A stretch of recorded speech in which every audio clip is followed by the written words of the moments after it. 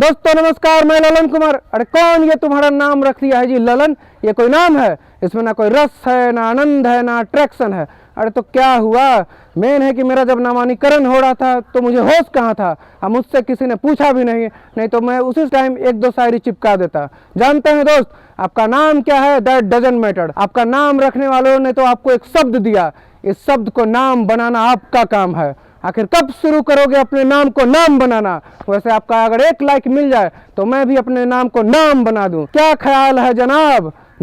पहले वीडियो पूरा देखें आप। अगर वीडियो पसंद आए तो वीडियो को लाइक जरूर करें मेरे दोस्तों नमस्कार, मैं ललन कुमार और आप देख रहे हैं यूट्यूब चैनल। दोस्त आज मैं पहुंच ही चुका हूं सुधीर सर के बकरी फार्म पे, जहां हर सवाल आकर नतमस्तक हो जाता है। और आज मैं भी कुछ अपने सवालों के साथ पहुंचा हूं सुधीर सर के पास, और जब सुधीर सर से सवाल टकराएंगे तो जवाब लेकर ही हम जाएंगे। स्वागत करते हैं सर का, जुटाते हैं सारी जानकारी। बहुत बहुत स्वागत है सर आपका मेरे यूट्यूब चैनल LK आइडियाज पे। आपका भी लालन जी बहुत बहुत आभार जो कि मेरे फार्म पर आए, और आप तो शायद पहली बार आए हैं, इसलिए आपको बहुत बहुत शुक्रिया भी इसके लिए, और सभी व्यूअर लोगों को नमस्कार। सर मैं आपके इस फार्म पे पहली बार आया हूँ, लेकिन आपका पता चला कि आपका एक फार्म जहानाबाद में भी है और एक फार्म यहाँ भी है, तो इस जगह का पता सर उनके लिए बताएं जो नए हैं। देखिए, एक्चुअली 2 जगह मेरा फार्म नहीं है। पहला फार्मिंग मेरा जहानाबाद में ही होता था, अपने पैतृक निवास स्थल पर, मेरा गाँव, और वहाँ लगभग हम 11 साल वहाँ फार्मिंग किए। उसी बीच एनिमल हेल्थ वर्कर का भी हम दायित्व निभाने लगे, और उसके पहले भी हम फार्म टू फार्म घूमते रहते थे। तो हमको अपने फार्म पर स्टाफ लोगों से संतुष्टि नहीं हो रहा था, तो कहीं ना कहीं माइंड में आ रहा था कि जो हमको रिटर्न मिलना चाहिए वो नहीं आ रहा है। जो सच बात है वो बता रहे हैं आप। इसी बीच ये हमारे पास आए थे ट्रेनिंग के लिए, और ट्रेनिंग में अपना सब समस्या बता रहे थे कि ऐसे समस्या आता है तो ऐसे हैंडल किया जाता है। और ऐसे भी हम पहले शुरुआती दौर में बटैया से स्टार्ट किए थे, तो ये सब मेरे माइंड में था। तो यहाँ पर लगभग 3 साल से हम पार्टनरिंग में किए हुए हैं, लगभग 3 या 3.5 साल हुआ होगा। पता सर इस जगह का? तो पता यह है, गाँव का नाम बरडी है और इस्लामपुर ब्लॉक है, और जिला का नाम नालंदा है। एग्जैक्ट लोकेशन ये है। सर मैं यहाँ एक सवाल आपसे पूछना चाहता हूँ, लेकिन झिझक हो रही है, और आप अगर मुझे भय मुक्त करें तो मैं यह सवाल पूछने का हिम्मत साहस कर जुटा पाऊँ। नहीं, देखिए आप मीडिया कर्मी हैं, झिझक की कोई जरूरत नहीं है। जो भी आपके मन में प्रश्न है आप पूछिए, मीडिया कर्मी का हमेशा स्वागत रहता है, और निसंकोच पूछिए आप। सर आप चूंकि government certified animal health worker हैं, तो आप सिर्फ बकरी फार्म ही क्यों विजिट करते हैं? और आप तो डेयरी फार्म भी विजिट कर सकते हैं। बिल्कुल सही बात पूछे आप। एनिमल हेल्थ वर्कर का काम सिर्फ बकरी में ही नहीं है। एनिमल हेल्थ वर्कर का जहाँ भी एनिमल है, गाय हो गया वहाँ पर भी है, घोड़ा हो गया वहाँ पर भी है, गधा है वहाँ पर भी है, शेर है वहाँ पर भी है, यानी कि टोटल जानवरों में है। लेकिन बकरी फार्म पर ही इसलिए सिर्फ जाते हैं कि 14 साल का हमको गोट फार्मिंग का एक्सपीरियंस है। तो जाहिर सी बात है, जिस फील्ड में हम अपना पूरा समय व्यतीत कर दिए तो हमको तो बुलावा ही से ज्यादा आएगा, और वहाँ से हमको सच बात है कि बकरी से हमारी 2 रुपये इनकम भी हो रही है। यही कारण है कि वहाँ ज्यादा हम जाते हैं। ऐसा नहीं है कि कोई गाय वाले बुलाएंगे तो नहीं जाएंगे, लेकिन चूंकि उसमें अनुभव हमको नहीं है गाय पालन में, जैसे बेसिक नॉलेज है, और उससे ज्यादा हमको नॉलेज है बकरी में, तो जाहिर सी बात है जिस फील्ड में हमको ज्यादा एक्सपीरियंस है, इसलिए आप अपना ज्यादा योगदान बकरी के क्षेत्र में देते हैं। और बहुत सारे फार्मर हमारे मार्गदर्शन में फार्मिंग चला रहे हैं, तो समस्या आता है तो उनके फार्म पर भी जाकर बताना पड़ता है। जैसे हम अपना यहाँ ट्रेनिंग सेंटर भी चलाते हैं, तो ट्रेनिंग में बहुत सारे आते हैं यहाँ, हमसे मार्गदर्शन लेते हैं। तो मार्गदर्शन के बाद जब वो फार्मिंग स्टार्ट करते हैं तो उसको बैक सपोर्ट चाहिए ना, क्योंकि कितना हो किसी को पढ़ा दीजिए, कितना हो किसी को लिखा दीजिए, बिना बैक सपोर्ट का आप आगे बहुत आगे कम समय में नहीं जा पाइएगा। जैसे कि एग्जाम्पल के तौर पर, क्योंकि जब आदमी धरातल पर अगर काम शुरू करता है तभी उसे मुश्किलों का सामना करना पड़ता है। देखिए सिंपल से एग्जाम्पल है, कोई डॉक्टर भी पढ़कर आते हैं, MD कर लें या MBBS कर लें, शुरुआती दौर में उनको भी सीनियर के अंडर में काम करना पड़ता है। क्यों? अनुभव लेने के लिए। यहाँ तक कोई इंजीनियरिंग भी पढ़ कर आते हैं, और यदि कहीं प्राइवेट कंपनी में जॉब लगे या कहीं भी जॉब लगे तो उनको सीनियर के अंडर में ही चलना पड़ता था कि इनका भी एक अनुभव हो जाए, उसके बाद फिर अपना स्वतंत्र काम कर सके। उसी तरह बकरी में भी है। अब 4 दिन 5 दिन का ट्रेनिंग में सोचिए कि हमको सब कुछ मिल गया है, तो सब कुछ नहीं मिल पाता, एक बेसिक आइडिया ही मिल पाता है। इसलिए बैक सपोर्ट बहुत जरूरी होता है, और यही कारण है कि हम बैक सपोर्ट देने के लिए बकरी पालकों के पीछे बिल्कुल पड़े रहते हैं। जो भी मेरा स्टूडेंट के यहाँ देखे कुछ ज्यादा नुकसान हो रहा है, समय निकाल कर जरूर पहुंचते हैं, और मेरा कोशिश रहता है कि जो भी फार्म हमसे जुड़े हुए हैं साल में एक बार उनके यहाँ विजिट जरूर करें, और उसमें उनके यहाँ जो कमी रहता है वो कमी को हम बताते हैं कि ऐसे करो तो पूंजी नहीं डूबेगा, न करोगे तुम्हारी इच्छा। यही कारण है कि हम बकरी पालकों के यहाँ ज्यादा जाते हैं। सर कोई भी जानकारी तब तक पूर्ण रूपेण फायदा नहीं दे पाएगा जब तक वो जानकारी अनुभव का रूप न ले, और चूंकि आपके पास जानकारी भी है, अनुभव भी है, और आप ये फार्म टू फार्म विजिट भी करते हैं, तो ये बताएं कि मुख्य रूप से कौन कौन समस्याएं आप देखते हैं बकरियों के बीच में, बकरी पालकों के फार्म पे? सही बात, बहुत सही क्वेश्चन पूछे कि इतना हम जो फार्म टू फार्म विजिट करते रहते हैं, तो कॉमन कौन सा ऐसा समस्या है जो कि लगभग हर एक फार्म पर है। लगभग ऐसा नहीं, बहुत सारा फार्म ऐसा भी है कि एकदम एक्सपर्ट है, लेकिन जो कॉमन प्रॉब्लम देखने को आता है, कॉमन प्रॉब्लम सबसे पहला देखने को आता है गलत ब्रीड का सिलेक्शन, और फिर अंत में वो बंद करते हैं। गलत ब्रीड का सिलेक्शन किए हुए हैं, फीडिंग मैनेजमेंट उनका सही नहीं है, क्रॉस ब्रीडिंग करा रहे हैं, लेकिन क्रॉस ब्रीडिंग में हमको क्या सावधानी बरतना है उनको ये भी पता नहीं है, तो अक्सर लोग वहीं फेल कर जा रहे हैं। आजकल क्रॉस ब्रीडिंग का इतना वीडियो चल चुका है और इतना लोग इसमें कूद रहे हैं, खास करके ब्लैक बंगाल के farmer, black Bengal cross breeding कराओ।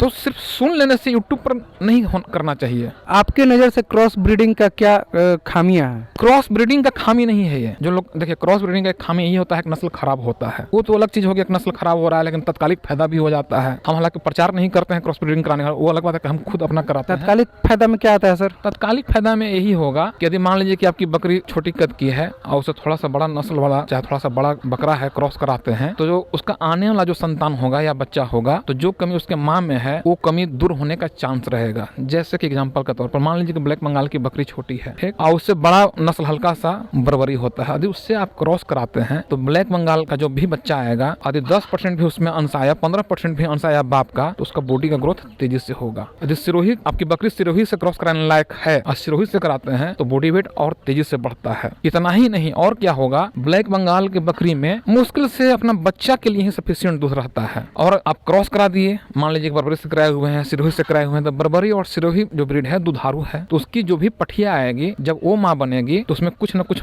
दूध का मात्रा बढ़ा हुआ रहेगा। तो कहीं नहीं कहीं जो ब्लैक बंगाल में कमी है कि दूध कम रहता है, बच्चा भर ही रहता है, तो कुछ तो दूध का मात्रा बढ़ेगा। तो ये तो क्रॉस ब्रीडिंग का फायदा हुआ। ये फायदा हुआ। एक गलती अक्सर क्या करते हैं, गलती पर हम फोकस करेंगे ताकि आपके वीडियो के माध्यम से लोग जागरूक हो सके। मेरा काम है लोगों में जागरूकता पैदा करना। लोग ट्रेनिंग शब्द यूज करते हैं, लेकिन हमको सबसे अच्छा शब्द समझ में आता है जागरूकता, इसलिए हम जागरूकता शब्द अक्सर यूज करते हैं, समझ गए। और हर एक मंदिर यहाँ जागरूकता का कार्यक्रम भी चलाते हैं और लोग दूर दूर से आते हैं और हमको सहयोग राशि भी देते हैं, और उसी सहयोग राशि से हम फील्ड में घूमते हैं। फील्ड में जो घूमते हैं ना, किसी किसान से रुपया नहीं लेते हैं, इसलिए इसको हम सहयोग राशि बोलते हैं, क्योंकि हम बकरी पालन में अपना अहम योगदान दे रहे हैं। गलती लोग क्या करते हैं, क्रॉस ब्रीड कराना शुरू कर देते हैं, यूट्यूब पर देख लिए, मुंह से सुन लिए, हालांकि हम सबसे पहले हम ही चीज दूसरा चैनल ही बताए हैं। क्रॉस ब्रीड आप करा रहे हैं, बकरा ले लिए हैं बड़ा नस्ल का, अब बकरी है आपकी मान लीजिए ब्लैक बंगाल, तो ब्लैक बंगाल बकरी में जो दूध है मात्र उसके बच्चा के लिए सफिशियंट है। माँ को प्रकृति दूध दिए हुए किसके लिए, अपना बच्चा के लिए, ठीक है, तो दूध दिए हुए है। अब आप क्रॉस ब्रीड करा दिए तो प्रकृति, तो क्रॉस ब्रीड करा दिए तो प्रकृति का नाम थोड़ा सा चेंज हो रहा है।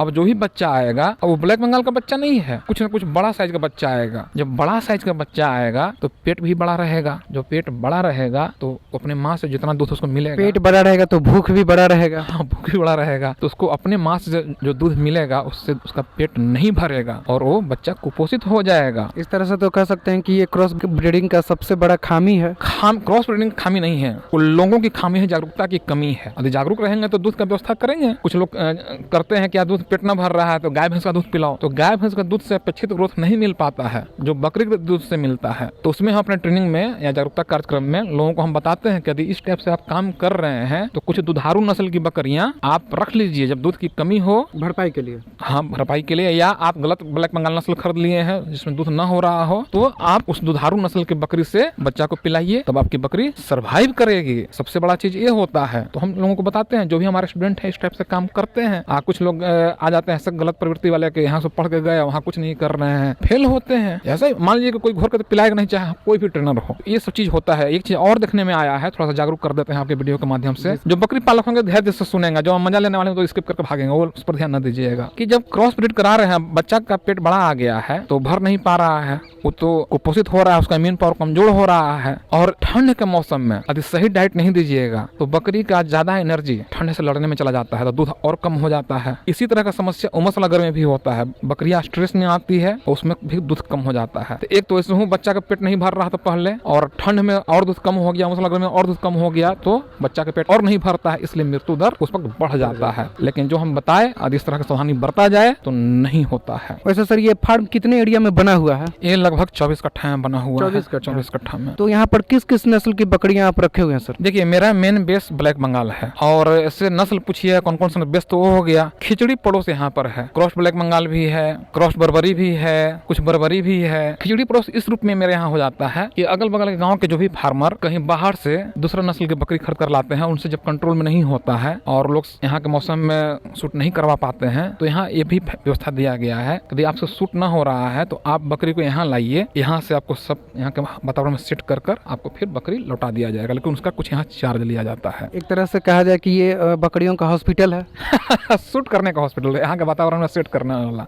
हाँ, मेरे पास नॉलेज है, अनुभव है, तो हम सेट करते हैं। 2 रुपये कमाते, बिजनेस आखिर किया है के लिए, कमाने के लिए तो करते हैं। उसी में कुछ फार्मर होपलेस हो जाते हैं या घर से प्रेशर पड़ा है, जल्दी बेचो, तुम कहाँ से लेके आ गए, ऐसा भी होता है, तो लोग यहीं बेच देते हैं। सर, जो कि आपने कहा कि बकरियां कुछ हम लोग उसको खरीद भी लेते हैं। इसलिए मान लीजिए घर से मर रहा है, जल्दी बेचो, तो मर रहा है तो मरनासन बकरी को तो सस्ते में ना खरीदेंगे। बिजनेस पॉइंट भी बिल्कुल है, सही है, हम तो खरीद लेते हैं, खरीद कर उसको ठीक भी करते हैं, फिर कोई खरीदार आ गया बेच भी देते हैं। इसीलिए ये जानते हैं, ये काम तो बहुत पहले से मेरे यहाँ चल रहा है, जहानाबाद पर भी कर रहे थे। बहुत सारा लोग बोलना शुरू कर दिया, आए सर, जब हम लोग बाहर से बकरी ला रहे हैं और आप ही के फार्म पर रख रहे हैं, डर से भी चाहे, तो आप ही क्यों नहीं बाहर से मंगा ले रहे हैं बकरी, और यहाँ के हवा पानी में सेट करके हमको दे दीजिए, 2 रुपया ज्यादा रेट ले लीजिए। प्रेशर तो 4 साल 5 साल से पड़ रहा है, लेकिन हम हंस कर रह जाते हैं, अरे भाई हम एनिमल हेल्थ वर्कर बने हैं, तुम हमको ट्रेडर बनाने के चक्कर में पड़े हो, तो ऐसा न करो, हमसे अपेक्षा न लगाओ। इसीलिए अक्सर हम ट्रेडरों से आग्रह भी करते हैं और लोगों को जागरूक भी करते हैं कि आप बकरी वहीं से खरीदिए जो ट्रेडर बाहर से माल मंगा रहे हैं और अपने यहाँ के हवा पानी में सेट करके आपको यदि दे रहे हैं और 2 रुपया टाइट भी ले रहे हैं, तो आप वहीं का बकरी लीजिए। इस पर एक मेरा स्पेशल वीडियो चल रहा है। सर, आपने कहा बकरियों को सेट करना है, तो इस पे एक सवाल दिमाग में आ रहा है कि यहाँ बिहार का जो पर्यावरण है, इसमें सबसे उचित कौन रहेगा, किस बकरी के लिए यहाँ का आबो हवा है जिससे वो जल्दी सेट हो जाए? देखिए, आबो हवा सब जो पूछे तो आंख बंद, चाहे ये वीडियो आपके देश के कोना कोना के लोग, सबसे बड़ा चीज है आप अपना लोकल ब्रीड पर काम कीजिए। लोकल ब्रीड पर काम हमेशा कीजिए, वही आपका बेस्ट रहेगा। यदि आप उसमें कहीं कमी हो जा रहा है तो सपोर्टिव कुछ ले सकते हैं, लेकिन यहाँ दुर्भाग्य क्या है, थोड़ा सा हो सकता है सपोर्टिव मतलब कि दूध के लिए सब चर्चा करते हैं, लोकल ब्रीड पर काम करने के लिए बोलते हैं, लेकिन यहाँ दुर्भाग्य क्या है, कुछ बर्बरी के प्रमोटर हमारे बिहार के लिए, अलग राज्य में अलग हो सकते हैं, लेकिन एग्जाम्पल के लिए बोल रहे हैं, किसी की आलोचना के लिए नहीं बोल रहे हैं। उन लोग बर्बरी को इतना प्रमोट करते हैं कि ये वहाँ की है, संस्था का हम नाम नहीं लेंगे, तो हमारे भोला भाले किसान उस चक्कर में पड़ जाते हैं। अरे बाप रे, इतना बड़ा संस्था के, और भोले भाले किसान वहीं पर फंस जा रहे हैं। जबकि वही व्यक्ति ये क्यों नहीं बोलते हैं कि वो संस्था ये भी बोलती है कि आप जिस इलाका के रहने वाले हैं वहाँ की लोकल बकरी का पालन कीजिए। इस बात को तो लोग बताते नहीं है, तो ऐसा न किया जाए। हाँ, लोकल बकरी से स्टार्ट कीजिए। यदि समस्या आ रहा है दूध का, यदि आप खराब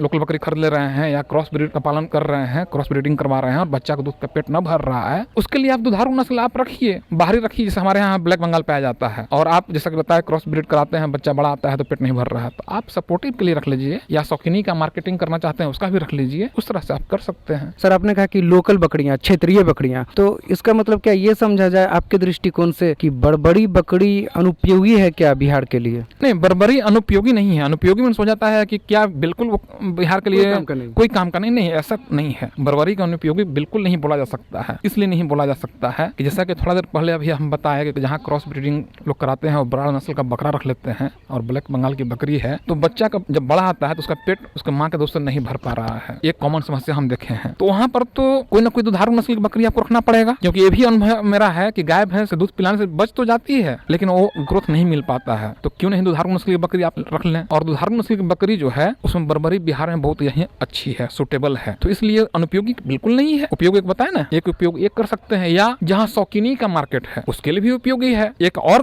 उपयोग उसका बता रहे हैं, आजकल के डेट में क्रॉस ब्रीड सब लोग खुद कर रहे हैं। हालांकि हम क्रॉस ब्रीड का प्रचार नहीं कर रहे हैं, मेरा ये सिर्फ विचार दे रहे हैं। और जिनको कोई अनुभव नहीं है और ब्लैक बंगाल की यदि बकरी है और बर्बरी का बकरा है तो दिक्कत नहीं होता है क्रॉस ब्रीडिंग में। नहीं तो यदि बकरी आपकी छोटी है और बड़ा नस्ल का बकरा ले लिए हैं तो वहाँ प्रॉब्लम आने लगता है, क्योंकि गर्भाशय का साइज छोटा होता है और बड़ा नस्ल का ब्रीड का बकरा रहेगा तो पेट में तो बच्चा बड़ा हो जाएगा। तो बच्चा हो जाएगा तो गर्भाशय उसको बर्दाश्त नहीं कर पाती, या तो बाहर फेंक देती है या पेट में ही बच्चा मर जाता है। तो बर्बरी कहीं अनुपयोगी है नहीं। आखिर जो ब्रीडर लाइन है तो बर्बरी का है, दूध के लिए भी है, शौकीनी का मार्केटिंग के लिए भी है। इसका मतलब कि मीट के लिए बर्बरी को ना देखा जाए। मीट के लिए नहीं रखिए। मीट के लिए जब भी आपको फार्मिंग करना है, जहाँ भी मीट का मार्केटिंग है, तो वहाँ की क्षेत्रीय बकरी है, जैसे हमारे Bihar, Jharkhand, UP, black Bengal, Assam, black Bengal, क्योंकि मीट के लिए वही ब्रीड सुटेबल है जो कम समय में जवान हो जाए, मैटिंग क्रॉस होने के लिए तैयार हो जाए और बच्चा ज्यादा दे।